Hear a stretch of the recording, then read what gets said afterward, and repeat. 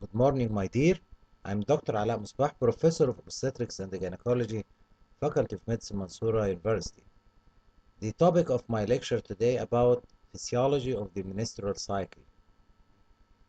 So, what we wanted to discuss today, the definition of the menstrual cycle and the hypothalamic pituitary ovarian axis and different hormonal changes during the menstrual cycle, the menstrual cycle events, the follicular phase, and the ovulation, the luteal phase, so on.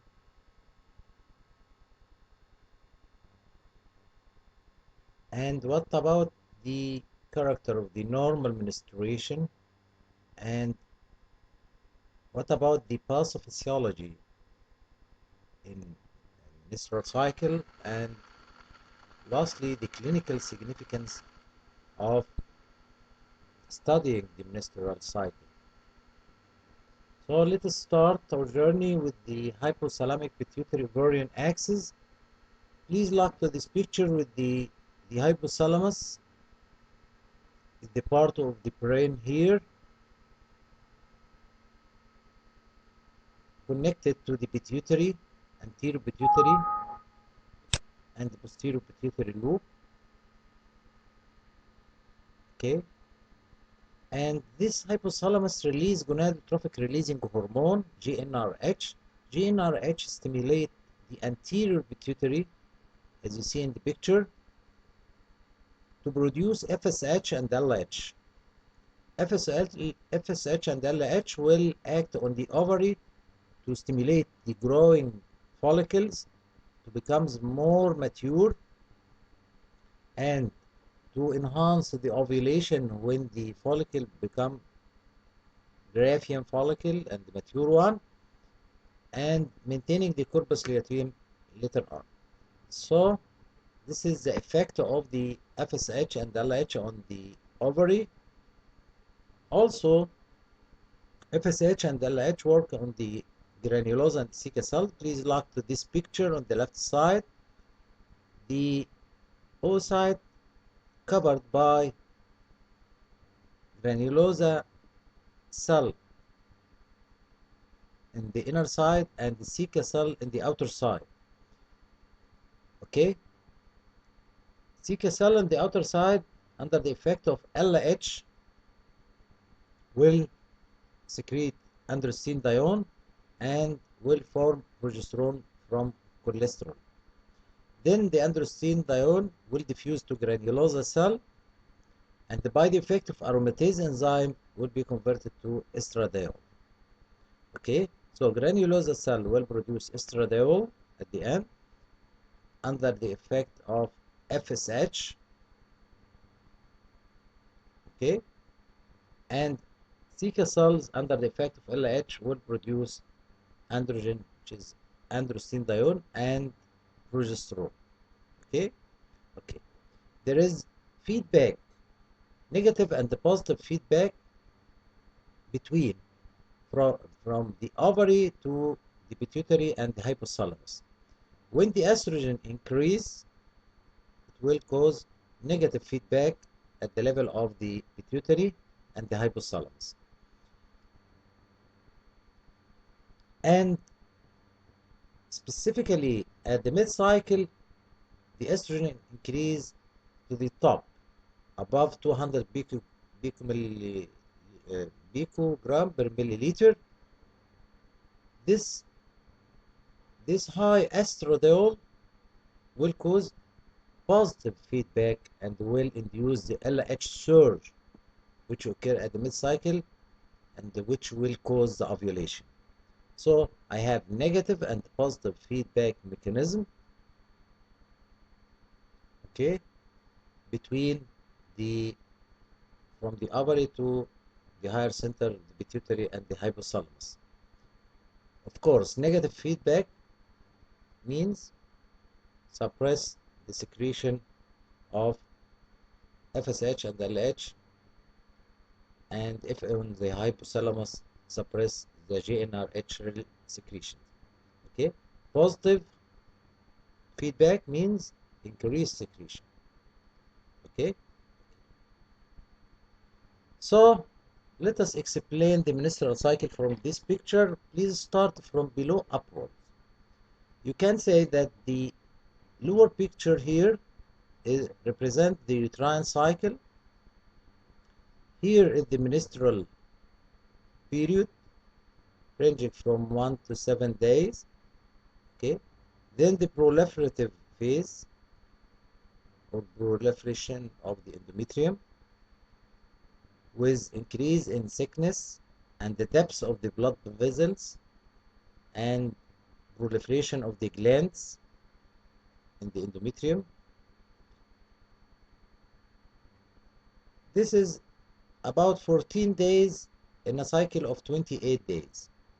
Then the secretory phase, under the effect of progesterone, the glands are branching, more surface area of the blood vessels, as you see here, more rich in glycogen. Okay, all of this under the effect of progesterone, while the proliferative phase under the effect of estrogen, as you see in the upper picture here. Estrogen in the violet color here reach its peak in the proliferative phase, while progesterone reaches its peak during secretory phase. And this secretory phase constitutes 14 days in 28 days cycle. So how can I measure the cycle? The cycle length starting from the first day of the menstrual period to first day of the next period. On the average, it is 28 days. Usually the secretory phase is fixed 14 days, while the proliferative phase is variable. Okay? Okay. So, the dominant hormone here is estrogen in the proliferative phase. The dominant hormone here in secretory phase is progesterone. Let us go to the ovarian cycle. What is happening in the ovary at the same moment? During the proliferative phase, the primordial follicles grow, forming the pre-antral follicles, the antral follicles, the mature Graafian follicle, then ovulation occurs at mid-cycle around the day 14. Okay? Why ovulation occurs? Due to LH surge, as you see in the upper picture here. LH is increased and reach its maximum peak, and also FSH increased.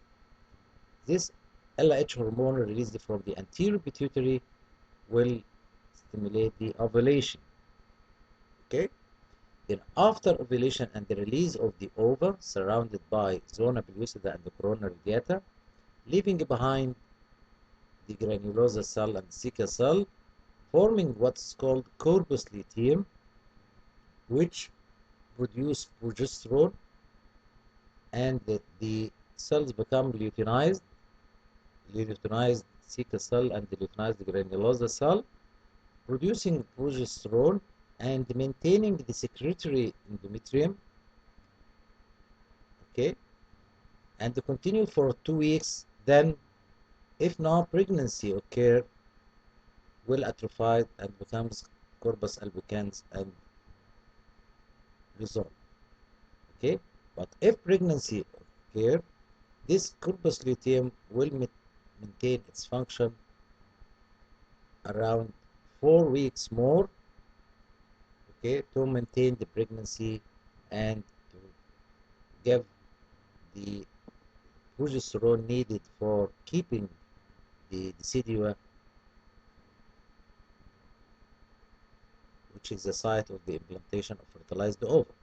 So, if no pregnancy occurred, corpus luteum will disappear within 2 weeks. Okay? Okay. So, this is the menstrual cycle as you see here. Of course, there is other hormones affecting the menstrual cycle rather than FSH and LH and the estrogen and progesterone. There is inhibin and the activin hormone produced from granulosa cell. I said in the follicle, the inner cells is the granulosa cell, the outer cell is the theca cells. Inhibin hormone and the activin hormone. Inhibin hormone has suppression for production and secretion of FSH and LH, while activin hormone stimulate the secretion and the production of FSH and LH. Okay? Okay. So let us go to the hypothalamus. Hypothalamus, as you see here in the picture, this one, the violet color, is the hypothalamus. Above it is the thalamus. So it lies at the base of the brain, above the junction of the optic nerves. Okay. It contains many nuclei, as in this picture.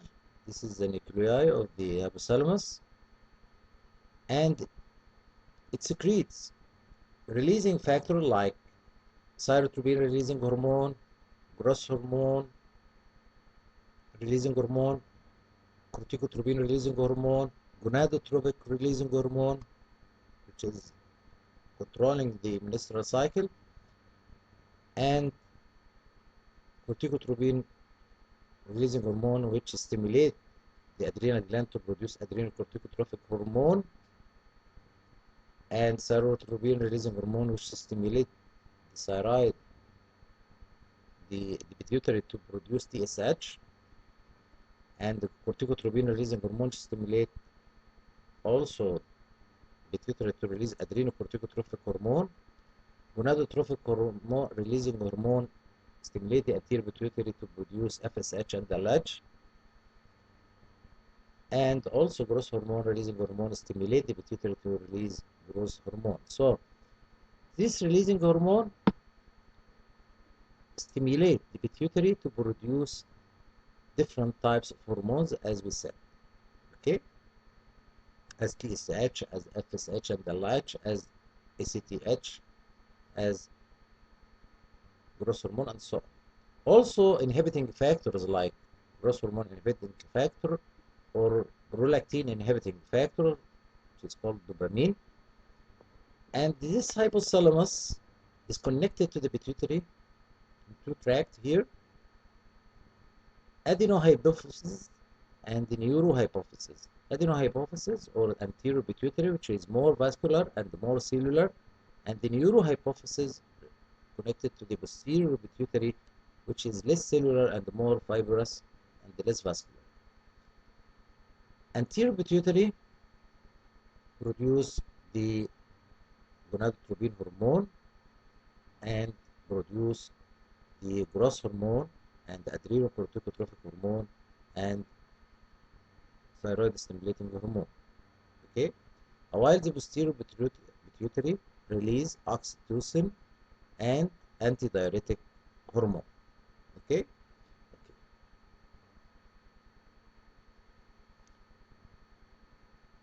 So the hypothalamus also under control of norepinephrine, serotonin, corticotropin releasing hormone, and the opioids and other neurotransmitters.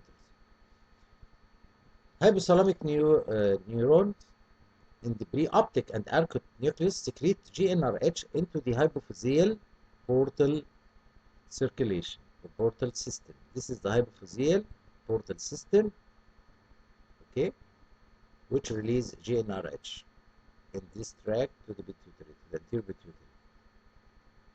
But it is in a pulsatile manner, and this is why puberty starts, because hypothalamus, when releasing GnRH in a pulsatile manner, it will stimulate the pituitary to produce FSH and LH. But if it is continuous release, it will not stimulate the pituitary to release FSH and LH. So what is happening with puberty at the starting of the first menarche is the hypothalamus releasing GnRH in a pulsatile manner with variable peak and variable frequency.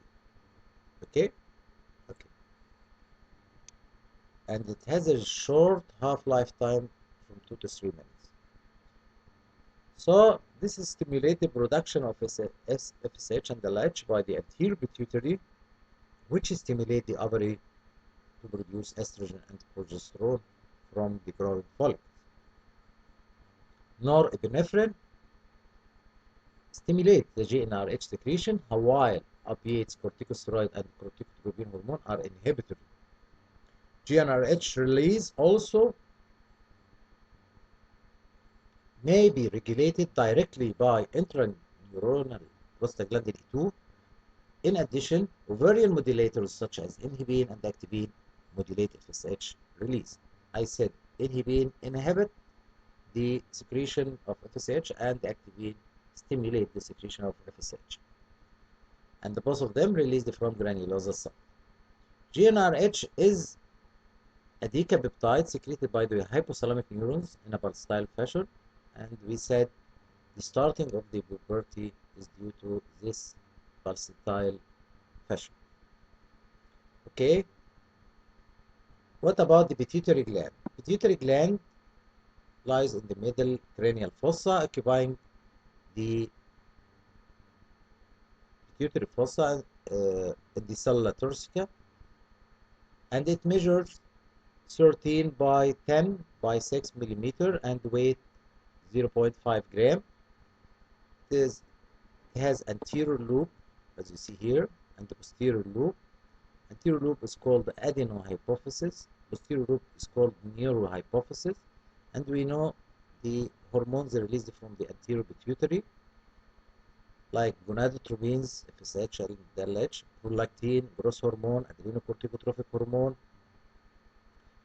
and it is vascular and more cellular than the posterior loop.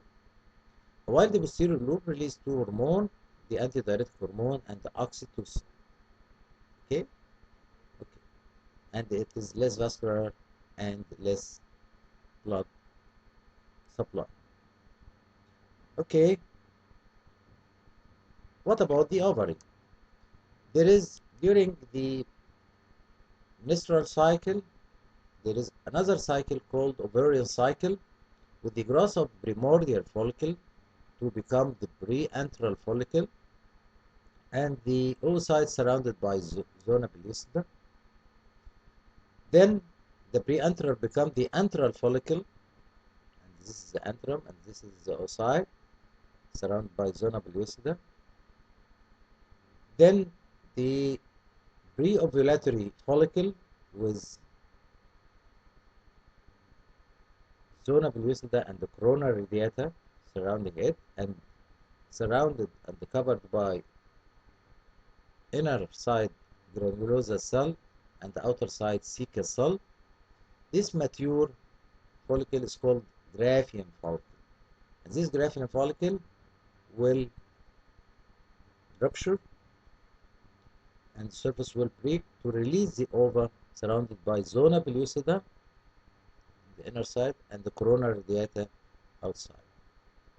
This released ova will be picked up by the fallopian tube, the femoral end of the fallopian tube, then pass through the lumen of the fallopian tube. When, if fertilization happen, sperm fertilize this ova. The fertilized ova will pass into stages to be implanted, then to be implanted inside the endometrium, which is called the deciduum. Okay, this is the cycle as we know. While these follicles are growing, the granulosa cell produce estrogen, what's called 17 beta estradiol, okay, during the cycle. After ovulation, the remaining part containing granulosa and the cecal cell, granulosa cell, the inner one, and the cecal cell, outer one, and the granulosa cell and cecal cell will form the corpus luteum. Corpus luteum will continue to produce progesterone mainly to keep the secretory endometrium, and if pregnancy occur, it will continue for more than 4 weeks. If no pregnancy occur, it will atrophy within 2 weeks, and drop of progesterone level and shedding of the endometrium and occurrence of the menstrual flow. This is the cycle in the ovary from this picture. In this picture, you can see different hormonal changes. Here is the LH and FSH. You can see the basal level of LH and FSH, then the peak of LH and the peak of FSH at the mid-cycle, after which ovulation occurs within 24 hours. In the other picture here, there is estradiol peak, also at the mid-cycle, and also inhibin with violet color, inhibin peak after the peak of estradiol, inhibin B. Inhibin A is the one with the brown color here, the basal level all the time, little increase in secretory phase. In this picture, in the lower down, constitute the progesterone level during the menstrual cycle. You can see the peak is increased at the secretory phase with the production of progesterone by the corpus luteum. Okay, so reaches peak in the secretory phase and the maintaining secretory endometrium. Another picture to show you the cycle. This is the proliferative phase and this is the secretory phase. We said secretory phase is fixed 14 days, while the proliferative phase is variable between females. Okay, the average the cycle is 28 days, starting from the first day of the menstruation to the first day of the menstruation of next cycle. This is to show you different hormones, LH, FSH, inhibin, estradiol, and the progesterone. You can notice that the estrogen hormone increased, the one with blue one here, above 200 picogram per milliliter. Reached here 600 or more. Okay, so normally should be higher than 200 picogram to cause positive feedback and LH surge. Okay, this is very important to be mentioned. What about progesterone? Progesterone increase to reach its peak in the secretory phase. Here about 1000, sorry, here about 10 nanogram per milli, indicating ovulation. That's why when you do day 21 serum progesterone and you found that 10 nanogram per milli, you consider the lady ovulatory, because this peak of progesterone produced by corpus luteum after ovulation, and this progesterone maintains the secretory phase of endometrium. So it is a sign of ovulation, the increase of progesterone serum level. Okay, this is the corresponding ovarian cycle that changes, then ovulation, then formation of corpus luteum. So we call this follicular phase and we call this luteal phase.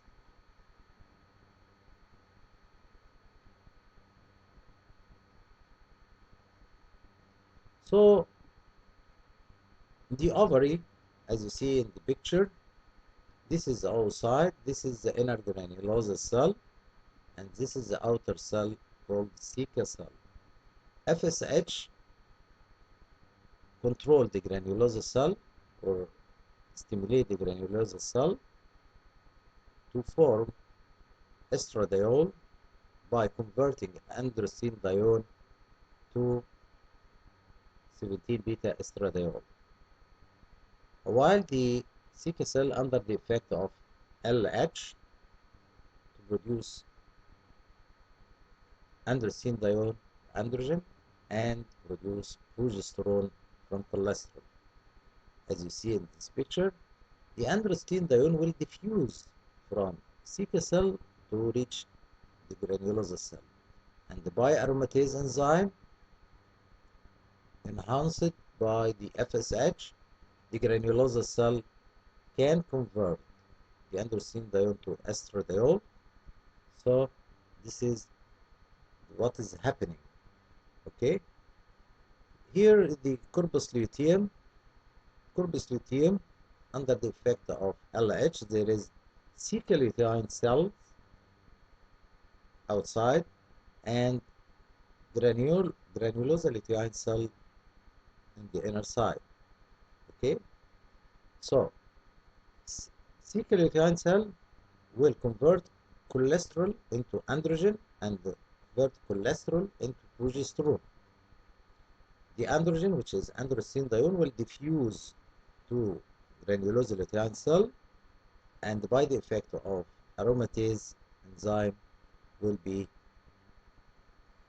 changed to estradiol or estrogen. Okay? Okay.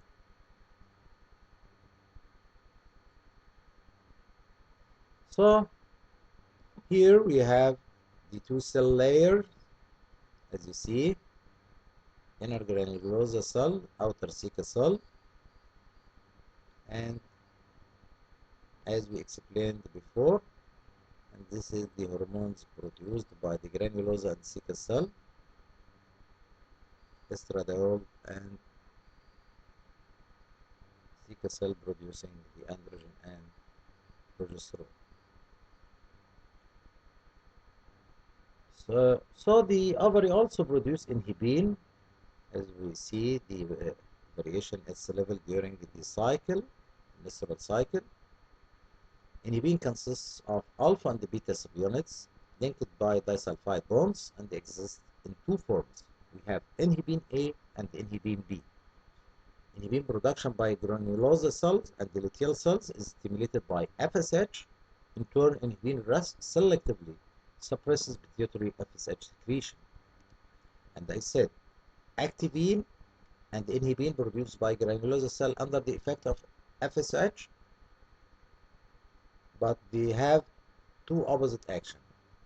Inhibin suppressing, while activin stimulating the FSH release. And also, activin increase ovarian FSH binding by regulating receptor concentration. Also interfere with inhibin's ability to increase LH-stimulated androgen production. Also, activin suppress progesterone synthesis, which may prevent premature ovulation. Activin is a glycoprotein consisting of two of the same beta subunits that make up inhibin to exist in three forms: A, AB, and B. Okay? This is the figure showing you the relation between follicular diameter and the amount of inhibin A and B and the activin. With the change of the diameter, the level of inhibin and activin in circulation. Okay?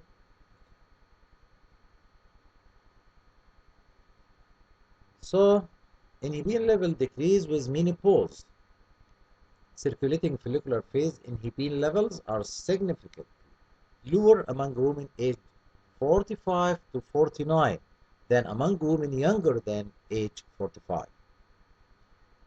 The fall in inhibin levels may be due to either decreased number of ovarian follicles or decreased granulosa cell function. As inhibin levels fall, there is concomitant rise in FSH, which initially results in greater estradiol secretion. FSH levels increase by the time the women are 45 to 58 years old, while they are still menstruating, whereas LH level increase later on when the women are post-menopause. And you can see in the picture here, the FSH, this one, increasing, okay, and this is the age of menopause. You can see the curve of rising of the FSH, and it occurs before LH. So when you do a test for menopause, you ask for FSH because it is earlier to be increased than LH, which increase later on in postmenopausal years. Okay, this represents the LH. You can see the elevation gradually, but not like FSH. FSH is highly increased at the age of menopause. Okay, what about GnRH concentration?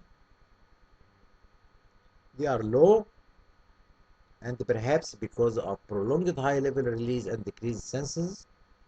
Later on, estradiol levels fall as the granulosa cell become depleted. This is at the menopause here. By the time a woman is 65 years old, the ovary is virtually devoid of follicle and is no longer the primary site of estradiol or progesterone. And as you see in the picture here, this is the blue one, constitutes the estrogen and the progesterone markedly dropped with the age of menopause in the postmenopausal years. Okay, also inhibin decreased much in postmenopausal years, while GnRH and FSH increased, highly increased FSH here. LH will increase, but later on in postmenopausal year, following the increase in FSH.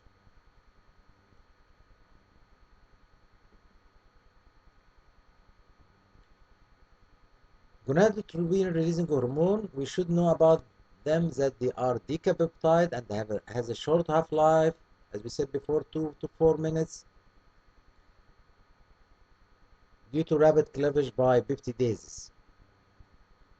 They are secreted from the hypothalamus from the preoptic and the arcuate nucleus in pulsatile manner once per 90 minutes during early follicular phase, and then increase to once per 60 to 70 minutes, and decrease or increase amplitude during the luteal phase.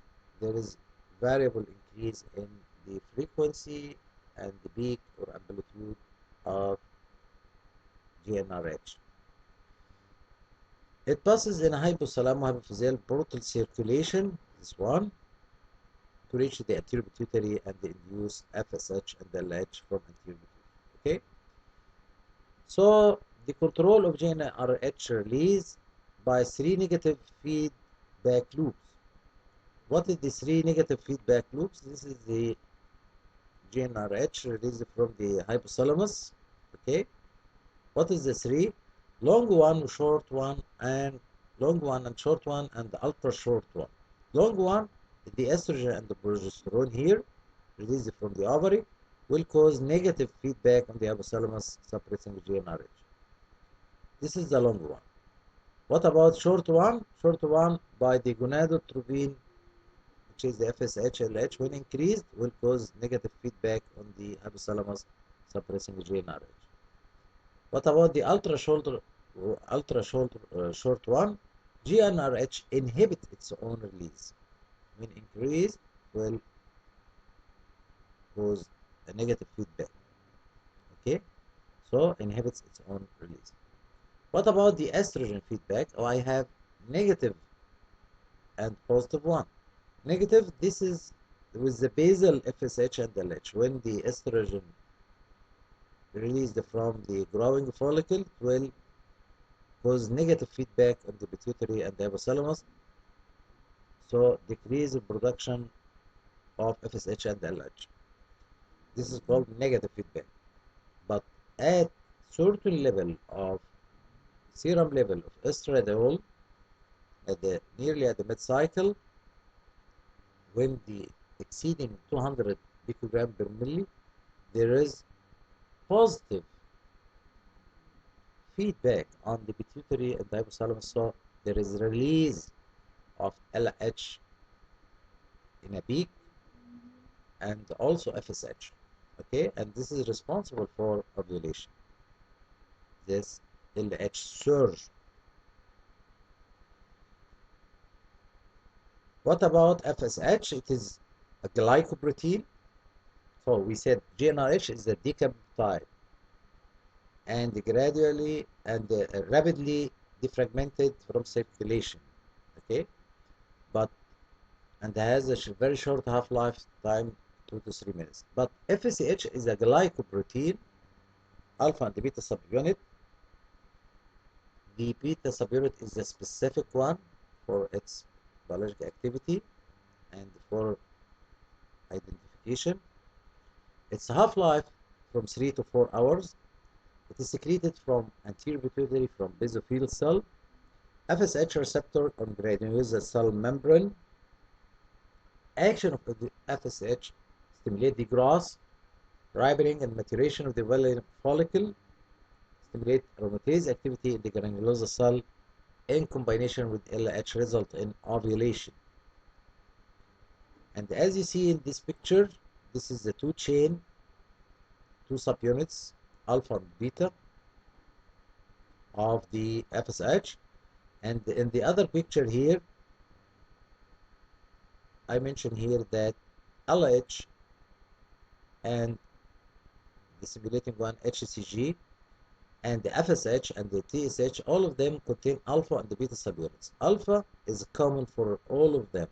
It is not a specific, but what is specific and constitute the important one for biological activity is the beta subunit. Okay, so beta subunit is the most important and more specific for each one of them. Okay.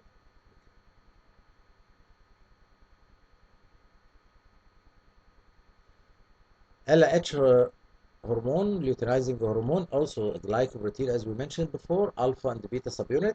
Its half-life is shorter than FSH. It is about 20 minutes. It's secreted by the anterior pituitary, also basophilic cells. Reach its peak during the menstrual cycle at the day 13. Its action is growth of pre-ovulatory follicle and the luteinization and the ovulation of the dominant follicle, androgen synthesis by Cervical cells, and luteinization of the corpus luteum and maintaining the corpus luteum during secretory phase. What about inhibin hormone? It is also glycoprotein produced by granulosa cell and Cervical cells of the ovary. It causes a negative feedback on pituitary secretion of FSH. There are at least two active molecular forms, inhibin A and inhibin B. Inhibin has been shown to increase androgen production by Cervical cells. What about prolactin hormone? This prolactin hormone controlled by dopamine, which is called prolactin inhibiting factor, released from the hypothalamus. It is secreted in pulsatile manner by lactotrophic cells, acidophilic cells of the pituitary, anterior pituitary gland. When we have an abnormal secretion of prolactin in cases of pituitary adenoma, drugs like anti-epileptic drugs, tranquilizers, breast stimuli, stimulation of the breast and the nipple will increase the production of prolactin. Of course, during the period after delivery for lactation. And if prolactin increase, there is decrease in FSH and LH, causing amenorrhea and galactorrhea. And when a case complaining of infertility and they have high prolactin level, and which cause suppression of FSH and LH and suppression of ovulation, so we should manage the increased prolactin by giving treatment of the cause or giving drugs to reduce the serum level of prolactin. Okay. So its action is lactation, high level inhibit estradiol secretion by the ovary, control of ovulation by preventing another ovulation after fertilization. That's why lactation is considered as a method of contraception because of this prolactin inhibit ovulation, the period of lactation, postpartum.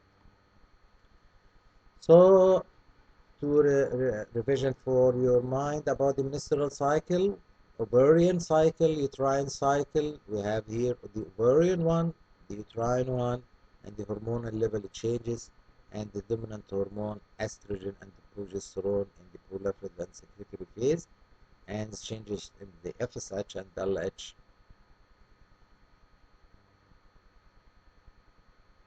So, what is the definition of the menstrual cycle? Is the periodic vaginal bleeding that occurs with shedding of uterine endometrium. The length of the cycle is variable, but an average figure is 28 days from the start of one menstrual period to start of the next. While the ovarian cycle refers to periodic changes that occur in the ovary every month during female reproductive life. It begins at the puberty, ranging from the ages of 11 to 15 years old, and end at menopause, an average age of 51. Okay, there is familial variability between females for the age of menopause. So the ovarian cycle refers to periodic changes that occur in the ovary every month during female reproductive life, and you can see here this cycle starting from primordial follicle, pre-antral follicle, and the antral follicle, mature graphian follicle, and ovulation, the formation of corpus luteum, and the released ova surrounded by zona pellucida and coronary data reach the fimbrial end of fallopian tube to pass its way through the lumen.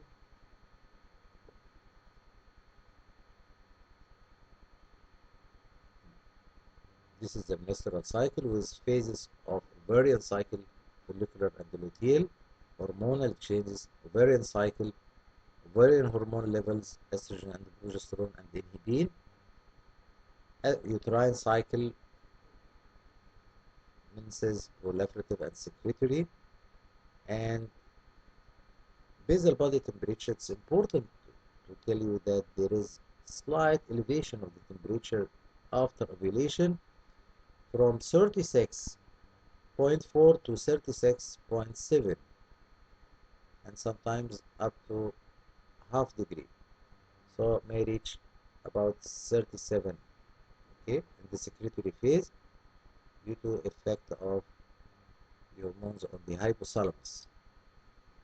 Okay, so this is one of the signs of ovulation. Increased body temperature less than half degree or half degree. This is a menstrual cycle with its phases, proliferative and secretory, and the changes that happen in the uterus.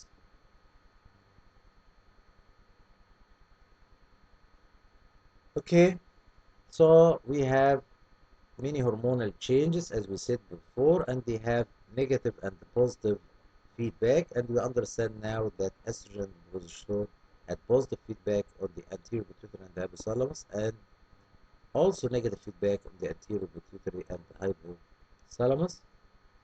And we know the hormone produced from granulosa and Zika cells, estradiol from granulosa cell, and androgen and progesterone from Zika cell.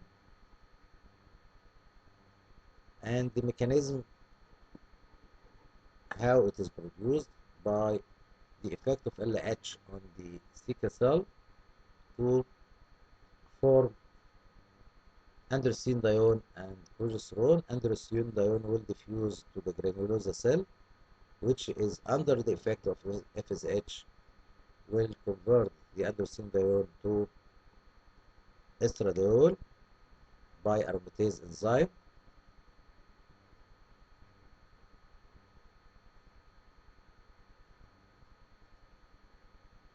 So in the hormonal changes, we said there is positive feedback when the estradiol reach its peak, then the LH surge will happen with increase in LH and the FSH about day 13 the menstrual cycle, which is the cause of ovulation, which will happen within 24 hours. And we said also that the granulosa cell produce inhibin and activin hormone.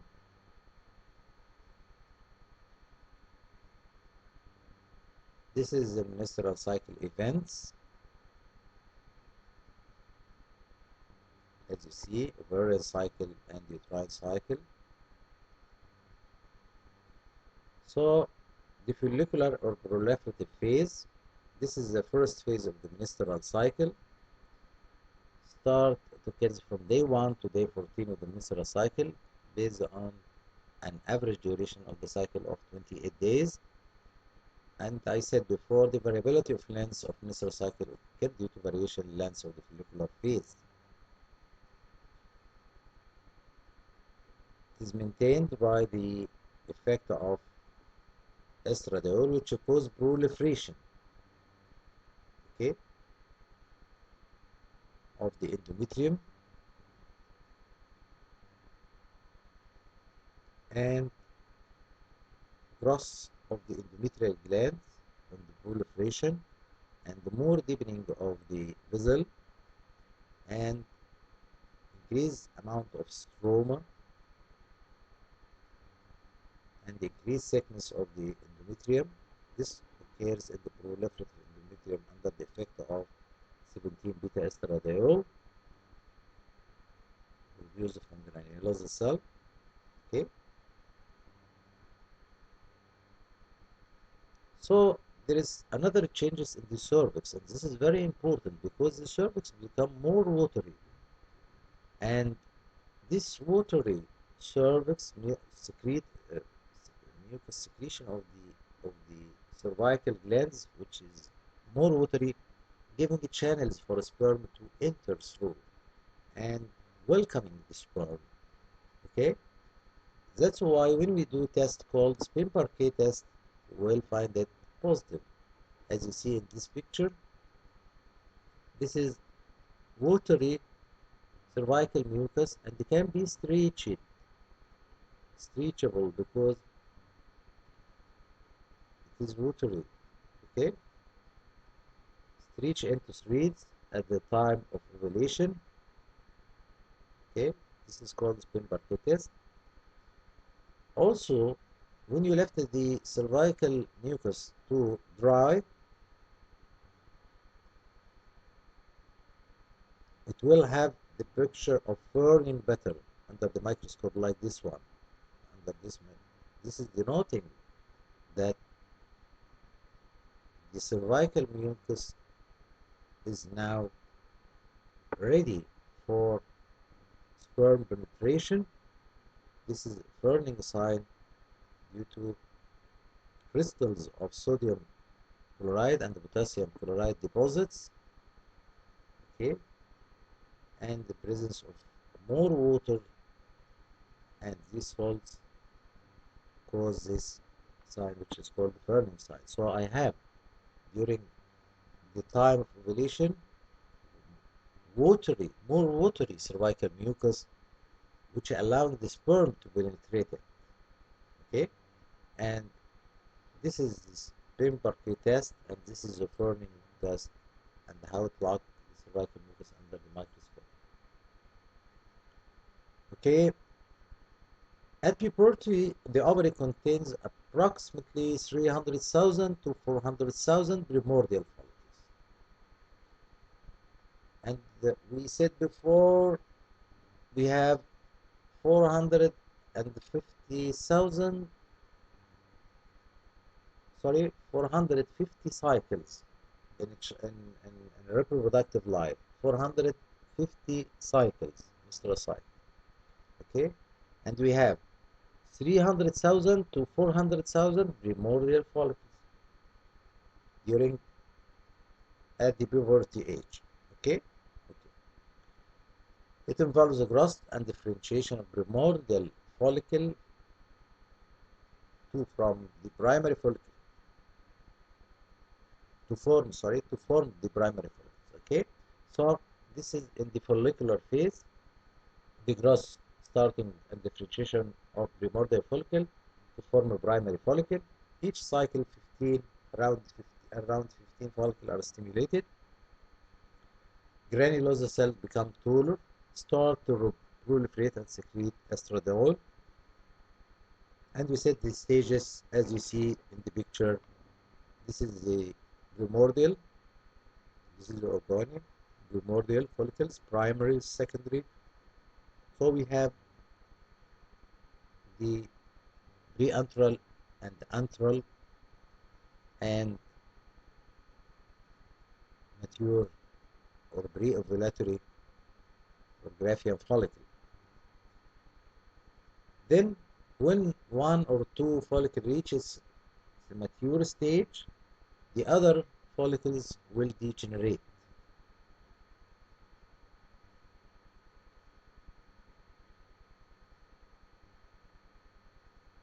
About 500 oocytes are ovulated over the course of a lifetime. This is after ovulation. The oocyte with zona pellucida surrounding it and corona radiata on the outer surface. Okay. Ovulation always occurs 14 days before menses, therefore an average of 28-day cycle. Ovulation occurs on day 14. At the end of the proliferative phase, 17 beta estradiol levels are at high due to follicle maturation and increased production of LH. And we know the feedback, that the positive feedback occurs when the estradiol level exceeding 200 picograms per milli of plasma. So, what is next after the high level of FSH and LH present during this time is called LH surge, as we said before. Then the mature follicle breaks at the outside, covered by zona pellucida and corona radiata, released into peritoneal cavity to be taken by the femoral end of the fallopian tube. Cervical changes. At time of ovulation, the cervical mucus becomes more watery to better accommodate the possible sperm.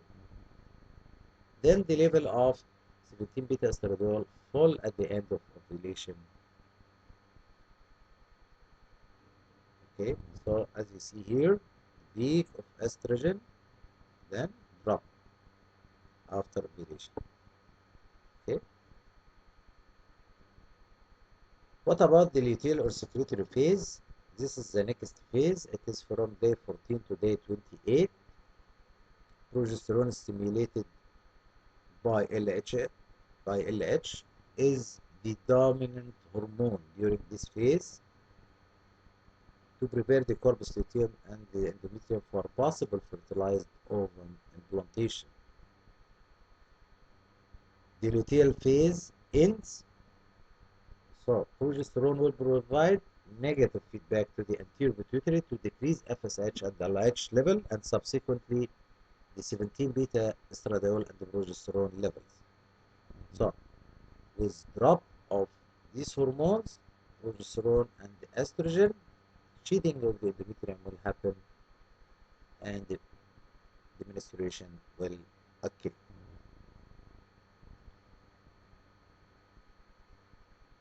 So in the luteal phase, the endometrium prepares by increasing its vascular supply, stimulating more mucus secretion.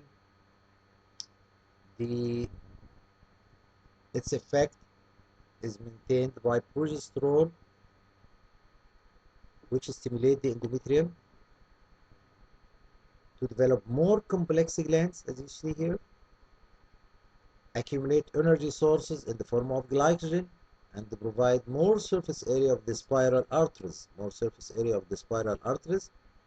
and more complex glands and more glycogen under the effect of progesterone hormone. This is the secretory endometrium. What is the effect of cervical mucus in the luteal phase, it becomes more thick, less permeable to sperm. Okay, so it has a negative spin per K test and negative spin per K test and the negative Fermi test. Also, progesterone increase the temperature half degree or less by the effect of the hypothalamus.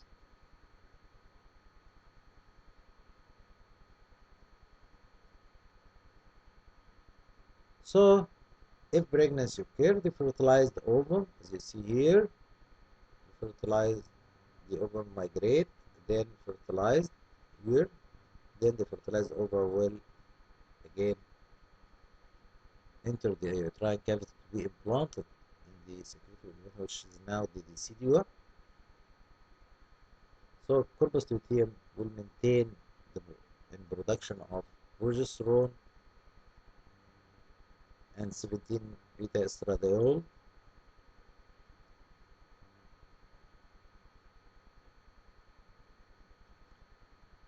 What if there is no pregnancy? So menstruation will occur as here, shedding of the secretory endometrium will happen and the menstruation will occur, and it range between from day or 2 days up to 7 days. Okay, this is the shedding of the endometrium, on the average about 5 days. Okay, the menstrual blood is chiefly arterial, with only 25% of the blood being venous blood. It contains prostaglandin, tissue debris, and relatively large amount of fibrinolysis from endometrial tissue. The fibrinolysis lyses clot so that menstrual blood doesn't contain clot typically unless the flow is heavy. So one of the signs of that the lady have a heavy menstruation is the presence of the blood clots.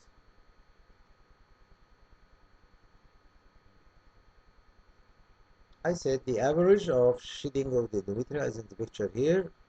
About the average is 5 days. The amount of blood loss ranges from spotting to up to 80 milli, and the average being 30 milli.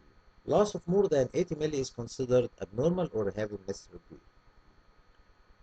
Various factors can affect the amount of the blood flow, including medications, thickness of the endometrium, blood disorder, and disorder of blood clotting. What are the changes in the vaginal epithelium during the menstrual cycle?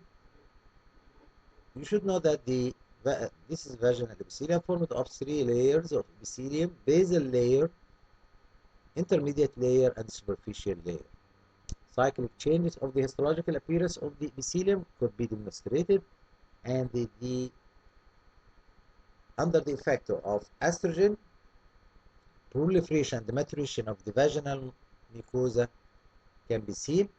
At the ovulation, the epithelium reaches its maximum thickness and maturity. Shedding from vaginal epithelium occurs continuously, and the cyclical changes that occur in the vaginal epithelium are better seen in a smear of desquamated cells. So there is cyclic changes in the vaginal epithelium simulating the happening in the menstrual cycle. Yes, there is also hormonal effect on the vaginal epithelium can be noticed, and you can differentiate in the first half of the cycle from the second half, the proliferative phase from secretory phase in.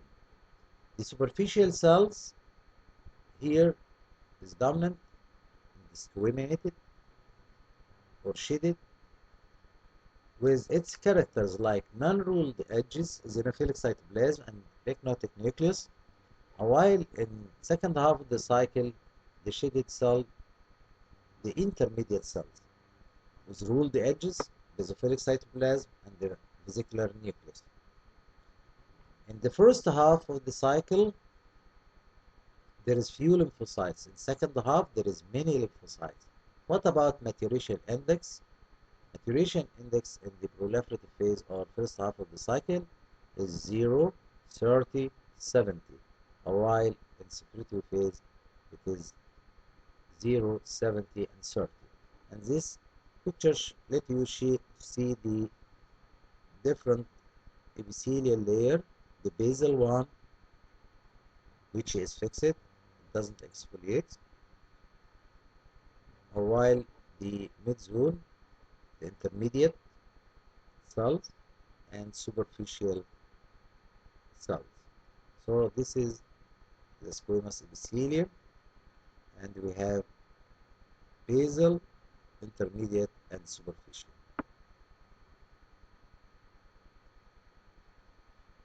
What about the pathophysiology? So normally there is ovulation. This is the normal menstrual cycle. But what if there is no ovulation? Anovulatory cycle, here there is no ovulation happens, so the dominant hormones all the time was estradiol, causing proliferative endometrium and no secretory endometrium, because I don't have the progesterone to produce secretory endometrium because there is no ovulation. Okay, so endometrium will be maintained by the estradiol, and the endometrium is only proliferative. And let you see this picture to differentiate between anovulatory, I mean no ovulation, and ovulatory cycle. Okay, so in anovulatory there is no ovulation, no luteal phase, no progesterone, and the patient can still get a period, although she has no ovulation. But here this is the ovulatory cycle, and this is the estradiol peak in the proliferative phase, and the progesterone peak in the secretory phase, and this is the normal one. So estrogen will continue to stimulate the endometrium, causing proliferative endometrium, as in cases of PCOS, and if for prolonged time, prolonged unopposed estrogen may cause endometrial hypoplasia. Okay, so proliferative endometrium unopposed by progesterone because there is no ovulation. The time it takes for bleeding to occur is fluctuating, but in generally occur in less than 28 days from the previous menstrual period. The flow is also inconsistent and ranges from scanty to relatively profuse. What is the clinical significance of studying the menstrual cycle in all these details? It is very important actually. An average of 450 menses throughout her lifetime. Therefore, it is important to understand the menstrual cycle and its physiology because of the various complications, consequences, and distress that it may have for a female patient. Also, you should remember that the menstrual cycle is the basis for how a woman's body prepares for pregnancy. So, we are aiming from this menstrual cycle of ovulation. And if the lady is married, we are aiming for getting pregnant. Okay? So, we should know very well the physiology of the menstrual cycle. Also, a female presenting with infertility, primary or secondary amenorrhea, will need to undergo clinical testing to diagnose the reason. Still, reasonable testing from the level of the ovaries to the hypothalamus cannot be performed unless a clinician thoroughly understands the hormone feedback system, as we see and as we said before, the positive and the negative feedback, and we should understand from the hypothalamus and down to the ovary what is the relation between them and the positive and negative feedback mechanism. Also, understanding the menstrual cycle is important to provide relevant clinical care to female patients. Also, there may be problems with menses itself, like dysmenorrhea, with different types of dysmenorrhea. Also, premenstrual tension syndrome and heavy menstrual period. All these are very important. With understanding of the female anatomy and the menstrual cycle, physiology, a clinician would be able to obtain complete clinical evaluation to allow understanding of the underlying cause. And this is the last slide. Thank you. I'm Dr. Ala Musbah, Professor of Obstetrics and Gynecology, Faculty of Medicine, Mansoura University.